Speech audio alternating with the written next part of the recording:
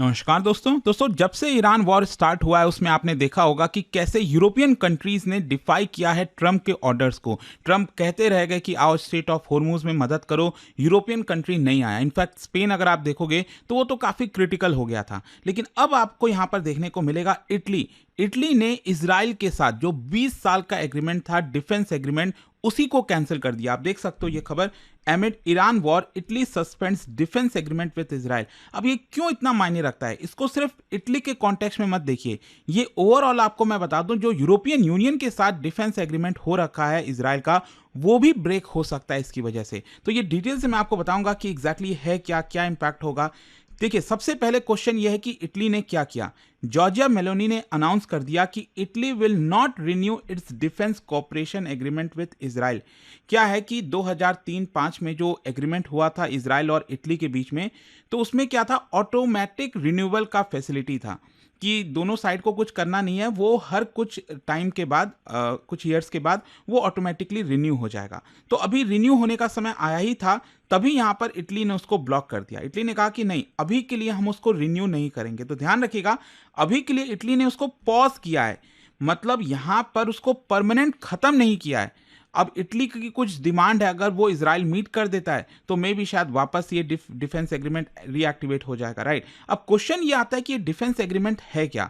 मैं आपको बता दूं 2003 में ये डिफेंस एग्रीमेंट दोनों देशों के बीच साइन किया गया था और 2005 में इसको रेटिफाई किया गया था। और इसका जो मेन मकसद था कि लॉन्ग टर्म जो डिफेंस कॉपरेशन है दोनों देशों के बीच में, उसको इंस्टीट्यूशनलाइज किया जाए। और इसके अंदर अगर आप देखोगे, दोनों देश के जो ज्वाइंट मिलिट्री एक्सरसाइजेज हैं वो देखने को मिलेंगे, डिफेंस टेक्नोलॉजी शेयरिंग हो गया, आर्म्स ट्रेड और प्रोक्योरमेंट हो गया, ट्रेनिंग और इंटेलिजेंस कॉपरेशन हो गया। ये सारी चीजें उस एग्रीमेंट के अंदर इंक्लूड की गई थी। मतलब ये पूरा का पूरा डिफेंस पार्टनरशिप इकोसिस्टम था एक प्रकार से। अच्छा, अब क्वेश्चन ये है कि इमीडिएटली क्या हुआ है, क्या प्रॉब्लम हो गया है जिसकी वजह से इटली ने इतना बड़ा डिसीजन ले लिया कि वो इजराइल के साथ अपना डिफेंस एग्रीमेंट रद्द करेगा। सबसे पहला है लेबनान। अब क्या है, आप सब जानते हो ईरान वॉर तो चल ही रहा है, लेकिन ईरान का प्रॉक्सी लेबनान के अंदर एक है हिजबुल्ला करके, राइट। और इसको लेकर आज सुबह वीडियो भी मैंने बनाया था। तो यहाँ पर इजराइल जो है, इजराइल और हिजबुल्ला के बीच में काफ़ी बड़ी जंग चलती रहती है। लेकिन अभी इस पूरे वॉर में अगर आप देखोगे, इजराइल ने भी अभी तक का सबसे बड़ा हमला हिजबुल्ला के ऊपर कर दिया था, लेबनान में कर दिया था। और इसकी वजह से कई लोगों की वहाँ पर जाने गई, कई इनोसेंट लोगों की जाने गई, सिविलियंस की जाने गई। अब इसी को देखते हुए इजराइल ने ये जो पूरा ऑपरेशंस किया है और जिस तरह से सिविलियन कैजुअलिटीज़ हुई हैं, तो ग्लोबल क्रिटिसिज्म देखने को मिला है। और ये एक पहला कारण है जिसकी वजह से इटली ने डिसीजन लिया। अब आप कहोगे कि ऐसे तो बहुत सारी जंगें हो रही हैं, बहुत सारे प्रॉब्लम्स हो रहे हैं। अब स्पेसिफिकली लेबनान के कॉन्टेक्स्ट में क्या है ना, कि यहाँ पर यूएन के पीस कीपिंग फोर्स हैं वहाँ पर। इनफैक्ट मैं आपको दिखाता हूँ, इनको बोला जाता है United Nations interim force in Lebanon. और इसमें इटली के जो ट्रूप्स हैं, सोल्जर्स हैं, वो काफ़ी ज़्यादा देखने को मिलेंगे। मतलब ये देखो क्या है ना, ये जो ब्लू लाइन आप देख रहे हो, ये ऑफिशियल बॉर्डर है लेबनान और इजराइल के बीच में। तो इजराइल का ये नदन वाला पार्ट हो गया और ये लेबनान का सदन वाला पार्ट हो गया। और एक बहुत ही इंपॉर्टेंट नदी यहाँ पर बहती है, लितानी रिवर, ठीक है, वो इस तरह से आपका जाती है। तो अब यहाँ ये जो बॉर्डर है, वहाँ से लेकर लिटानी रिवर के बीच में जो यूनाइटेड नेशंस के ये जो फोर्सेज हैं वो ऑपरेट करते हैं, ऑपरेशंस कंडक्ट करते हैं। उनका मकसद यही रहता है कि एक बफर जोन टाइप का क्रिएट किया जाए, ताकि इजराइल और जो हिजबुल्ला है यहाँ पर जो लेबनान में, तो उनके बीच में एक प्रकार से बफर क्रिएट हो सके और जंग ना हो। तो उस पर्टिकुलर फोर्स में, ये जो यूनाइटेड नेशंस इंटरिम फोर्स है लेबनान में, उसमें इटली के आपको सोल्जर्स देखने को मिलते हैं।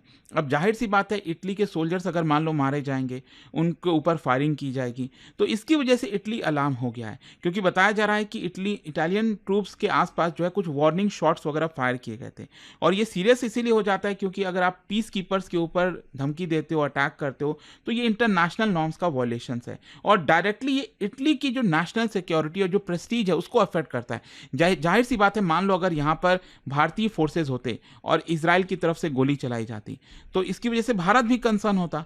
तो वही सेम चीज यहाँ पर हुआ है। दूसरा, ह्यूमैनिटेरियन कंसर्न। अब देखो, यूरोपियन कंट्रीज वगैरह जो है वो ह्यूमैनिटेरियन कंसर्न्स पर काफी फोकस करते हैं। इटली ने क्रिटिसाइज किया है जिस तरह से सिविलियन कैजुअलिटीज हो रही हैं लेबनान में, गाजा में, तो ये इंटरनेशनल ह्यूमैनिटेरियन लॉ का इंपॉर्टेंस बढ़ता हुआ आपको देखने को मिलेगा।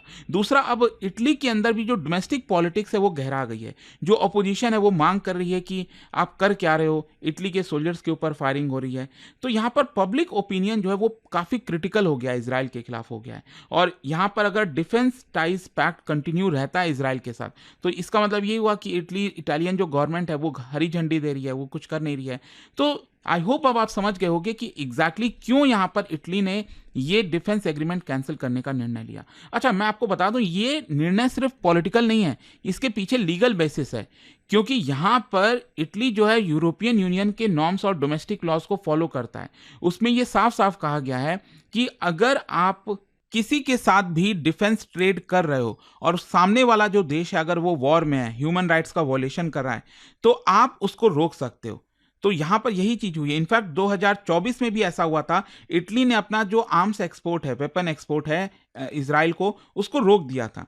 तो सेम वही चीज अब आपको यहां पर देखने को मिलेगी। इटली कह रहा है कि हम ये लीगल मूव चल रहे हैं। और अब क्वेश्चन ये आता है कि इसका स्ट्रैटेजिक मीनिंग क्या है। ये जो डिसीजन लिया गया इटली के द्वारा, सबसे पहला है कैलिब्रेटेड डिप्लोमेटिक सिग्नलिंग। मतलब इटली ये कह रहा है कि देखो, हम डिसअप्रूव कर रहे हैं, हम आपके साथ रिश्ता नहीं तोड़ रहे हैं। हमने ऐसा नहीं है कि आपके साथ पूरा का पूरा जो टाइज है वो ब्रेक कर दिया। ये एक मिडिल पाथ पॉलिसी आप कह सकते हो फॉरेन पॉलिसी में जो अपनाई जाती है। फिर दूसरा, shift in Italy's foreign policy. पहले क्या था, इटली जो है वो काफ़ी प्रो इजराइल था, यूरोपियन अलाई था इजराइल का। और आप समझिए कि नेतन्याहू को एक प्रकार से काफ़ी रेस्पेक्ट करता था, काफ़ी अच्छे संबंध थे। लेकिन अब यहाँ पर जो है कंडीशनल एंगेजमेंट आपको देखने को मिलेगा, एथिकल डिप्लोमेसी देखने को मिलेंगी। और साथ ही साथ अब यूरोपियन ट्रेंड भी चेंज होता हुआ देखने को मिलेगा, क्योंकि कई सारे यूरोपियन कंट्रीज वो भी इजरायली एक्शंस के खिलाफ क्रिटिकल होते जा रहे हैं। तो इटली का जो मूव है वो उसी के कॉन्टेक्स्ट में देखिए। और डिफेंस इंडस्ट्रियल इंपैक्ट भी आएगा। देखो, ये जो एग्रीमेंट कैंसिल हुआ है इसकी वजह से जो joint defence research and development होता है वो अफेक्ट होगा, वेपन्स प्रोक्योरमेंट अफेक्ट होगा, मिलिट्री ट्रेनिंग इंपैक्ट होगी। लेकिन एक इंपॉर्टेंट चीज मैं आपको बता दूं कि यहां पर कैसे ये जो इटली का कदम है वो यूरोप और इजराइल के टाइज को खतरे में डाल सकता है। क्योंकि मैं आपको बताऊं तो यूरोपियन यूनियन और इजराइल एसोसिएशन एग्रीमेंट है, एक एग्रीमेंट हो रहा है दोनों के बीच में, जिसमें free trade cooperation, political dialogue, scientific collaboration, ये सारी चीजें आपको देखने को मिलेंगी। और इसमें क्लॉज डाला हुआ है कि you have to respect human rights. मतलब ह्यूमन राइट्स को लेकर, डेमोक्रेटिक प्रिंसिपल्स को लेकर आपको रेस्पेक्ट करना होगा। तो इसी की वजह से यहाँ पर जो इजराइल का क्रिटिसिज्म हो रहा है ना, वो इसी क्लॉज को लेकर हो रहा है कि हम इजराइल के साथ रिश्ता तभी रखेंगे जब ह्यूमन राइट्स को जो है उसका ख्याल रखा जाएगा। दूसरा, economic importance. European union Israel का लार्जेस्ट ट्रेडिंग पार्टनर है। जी हाँ, मतलब 1/3 जो इजराइल का ट्रेड होता है ना वो यूरोपियन यूनियन के साथ होता है। नॉट जस्ट इमेजिन, इजराइल के साथ अगर संबंध टूटेगा यूरोपियन यूनियन का तो इजराइल के ऊपर बड़ा इंपैक्ट आ सकता है। और साथ ही साथ यूरोपियन प्रेशर भी आ रहा है। यहाँ पर आवाज़ें उठ रही हैं यूरोप के अंदर कि आप जो इजराइल के साथ एग्रीमेंट कर रखे हो उसको रिव्यू करो, उसको सस्पेंड कर दो। तो इटली का ये जो मूव है ना वो इस मोमेंटम को और तेज कर देगा। तो देखना होगा कि क्या यूरोप कैंसिल करता है कि नहीं। अच्छा, यहाँ पर एक और चीज़ है। इटली ने, जैसा मैंने आपको बताया, उन्होंने पूरी तरह से अपना टाइज इजराइल के साथ ब्रेक नहीं किया है। उसका कारण भी समझिए, डिप्लोमेटिक चैनल्स ओपन रखा है। मतलब अपने अलाइज को पूरी तरह से एलिनेट ना करे, ये भी तो ख्याल रखना होता है ना आपको, बहुत बैलेंस तरीके से चलना होता है। सडन डिसरप्शन ना हो जाए डिफेंस सिस्टम में। तो ये पॉज एंड प्रेशर की स्ट्रैटेजी है। मतलब इटली ये चाहता है कि आप जिस तरह से लेबनान के ऊपर हमला करो वो मत करो। और मैं आपको एक चीज बता भी दूं, आज सुबह ही खबर आई थी कि ट्रंप ने अनाउंस किया है लेबनान इजराइल का सीज फायर, 10 दिन का सीज फायर अनाउंस किया गया। देखते हैं इसका क्या नतीजा निकलता है। बट आई होप कि इस वीडियो के थ्रू आपको डिटेल से चीजें समझ में आ गई होंगी। और जाने से पहले एक बहुत ही इंटरेस्टिंग क्वेश्चन, इटली को लेकर 2 स्टेटमेंट यहां पर दिया है, बताना है कौन सा करेक्ट है। और इसका राइट आंसर आप सब जानते हैं, मेरे इंस्टाग्राम पर तो मिलेगा ही, वहां पर अगर आप नहीं हो कोई बात नहीं, टेलीग्राम से ले सकते हैं इसका सही उत्तर। और साथ ही साथ दोस्तों मैं आपको बता दूं, अगर आप यूपीएससी की तैयारी कर रहे हैं, 2027 का जो हमारा नया बैच है वो जल्दी स्टार्ट होने वाला है। अगर आप ऐसा बैच चाहते हो जिसमें प्रीलिम्स, मेंस, इंटरव्यू सब कुछ की कंप्लीट प्रिपरेशन कराई जाए, 18 बुक्स आपके घर पर भेजा जाए, प्रीलिम्स क्रैक करने पर आपको रिफंड भी मिल जाए, पर्सनल मेंटरशिप मिलने और भी बहुत कुछ, ये सब मिलेगा। ये फोन नंबर पर कॉल कर लीजिए, मेरी टीम आपको अच्छे से गाइड कर देगी। And use this code Ankit live maximum discount के लिए।